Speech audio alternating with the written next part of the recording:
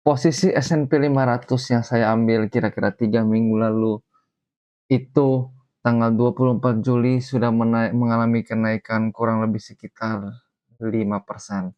Saya mengambil posisinya untuk beli S&P 500 di area di tanggal 24 Juli ini. Nah, sekarang kita akan bahas apa yang saya lakukan dengan posisi ini. Apakah saya take profit, apakah saya sudah ambil profitnya, atau saya menggunakan strategi lain. Nah, mari kita bahas. Sebelumnya, saya ingin menunjukkan video cuplikan sebelumnya di mana ketika saya mengambil posisi ini. Ini posisi videonya sekitar 10 Financial detik, advice, ini hanya keputusan saya yang saya sudah lakukan kemarin di hari Jumat tanggal 24 Juli ketika market Amerikanya buka, saya mengambil keputusan beli berdasarkan ini. Ya, ketika 24 Juli seperti misalnya saya sedang ambil tanggal 24 Juli dan ketika saya pengen risk reward-nya seperti ini. Ya, jika dia turun di bawah 7335 ini garis merah saya stop loss dan saya ingin membawa. Nah, mari kita bahas menggunakan siklus analisa waktu. Ketika saya mengambil, saya hampir kena stop loss terus terang. Ya, hanya sedikit lagi saya hampir kena stop loss di mana ketika itu ini long posisi saya di tanggal 24 Juli, saya menggunakan stop loss di low-nya ini 7291, saya pasang stop loss di sini. Itu hampir sedikit lagi kena stop loss ya.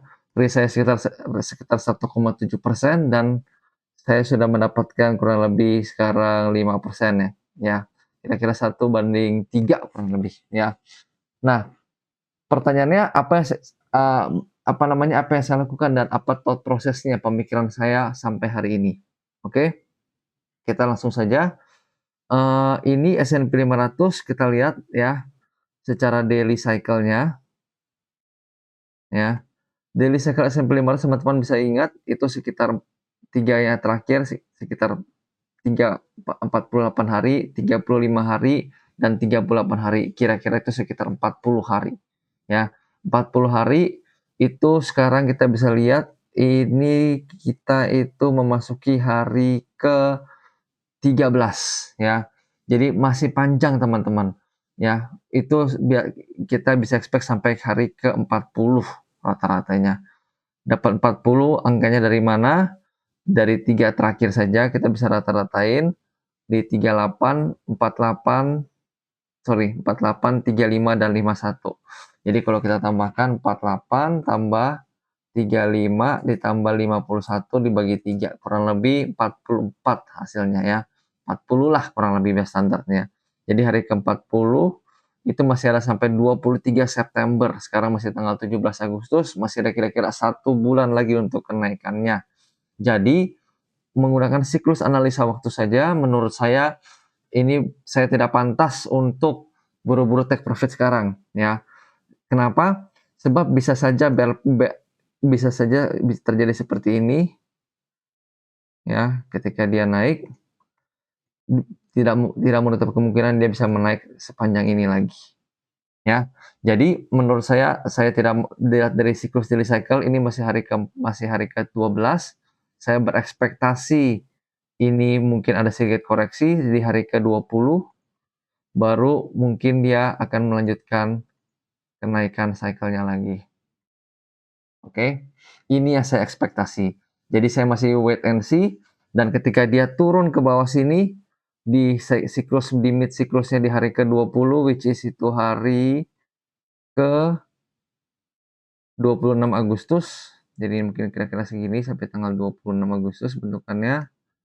Saya geser, ya, ini koreksi.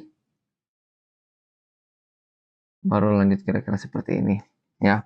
Jadi ini stop loss-nya saya mungkin akan saya naikkan dari sini ke sini ya. Itu idealnya, tapi saya orangnya konservatif di mana saya sudah mendapatkan 1/3 dan saya tidak mau ini sampai stop loss.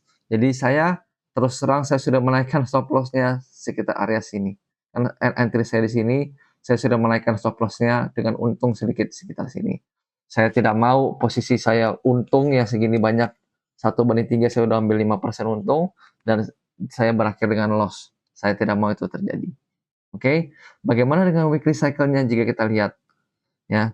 Jika kita lihat weekly cycle-nya teman-teman, ini terakhir 32, 19, 18, ini kita baru mulai dari weekly cycle-nya teman-teman. Ya, nih. Jadi ini masih week ke 1, 2, 3. Ini baru 3 minggu teman-teman. Ya, baru 3 minggu, jadi masih ada panjang sekali teman-teman. Kita bisa lihat ini sebagai satu tarikan besar, lalu dia konsolidasi di tengah-tengah ini, di mana jika kita lihat daily-nya, teman-teman bisa lihat ini di sini bear, ini bull-nya dipaksa beli di atas, dia kena stop loss di bawah sini, ya. Lalu dia orang yang pasang ini, yang mau long lagi ini berhasil lagi long lagi. Jadi yang bull ini kena trap di sini, yang bear juga kena trap, jadi sama-sama kena trap. Jadi orang-orang yang menggunakan leverage di sini untuk main S&P 500 sudah keluar posisinya semua. Jadi tidak menutup kemungkinan kalau misalnya ini jika kita copy paste saja bear pattern-nya dari sini awal minggu sampai ke sini ya, di mana ini kita baru start minggu kedua, bisa saja ini kejadian seperti ini di saat bull market yang sangat kuat ya. Sebab S&P 500 itu bull marketnya sangat kuat. Kita bisa lihat ini trennya sangat kuat naik ke atas. Oke. Jadi itulah, dari sebab itu saya tidak ingin cepat-cepat take profit. Oh, saya sudah take profit 1/3. Tidak. Saya tidak bermain dengan risk to reward 1/3, 1/4, tidak ada patokan saya 1/3 harus saya take profit, tidak. Saya ini position trading, artinya jika menurut saya posisi ini masih layak untuk saya pertahankan, masih saya keep menggunakan siklus analisa waktu, di mana menurut saya ini masih hari ke-13, masih panjang, saya akan terus coba keep untuk mengantisipasi jika market naik ke atas. Nah, lantaran bagaimana jika saya salah? Lantaran gimana jika ini ternyata trap untuk buat orang ini malah bikin turun ke bawah? Tidak apa-apa, jika ini ternyata turun dan saya salah, saya tetap profit. Ya, saya tidak, saya hanya kehilangan profit saya, tapi saya tidak loss, ya. Tapi saya tidak buru-buru untuk take profit, ya. Nah, bagaimana dengan fundamental? Secara fundamental pun menurut saya S&P 500 ini merupakan yang bagus. Ini ada sektor rotasi, di mana jika kita lihat AI, saham-saham AI ini sudah dipukul cukup banyak dari high-nya itu sekitar 28%, tapi S&P 500 masih tetap kuat, artinya ini hanya sektor rotasi dari sektor AI ke sektor-sektor lainnya seperti misalnya sektor financials, which is masih kuat, sektor energi, which is juga masih sangat kuat.